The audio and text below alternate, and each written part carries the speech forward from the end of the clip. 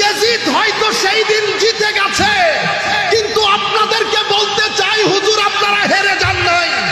1400 বছর পরে আপনার নানার গোলামরা আপনাদের সাথে দাঁড়িয়ে আপনাদের বিজয় গান গেয়ে যাচ্ছে। জয়নাল আবেদিনরা হারে না, হুসাইনিরা কখনো হারে না। আল্লামা ইকবাল বলছেন বাত বাত ইতনা হি হ্যায়, বাত বাস ইতনা হি হ্যায়, यजीद था হুসেন হ্যাঁ। তো কথা শুধু এতটুকু, ইয়াজিদ বলেন, ফেরাউন বলেন, নমরুদ বলেন, সবাই এক সুতোয় গাঁথা। এরা ছিল, এরা ছিল, হুসাইন আছে, হুসাইন থাকবে।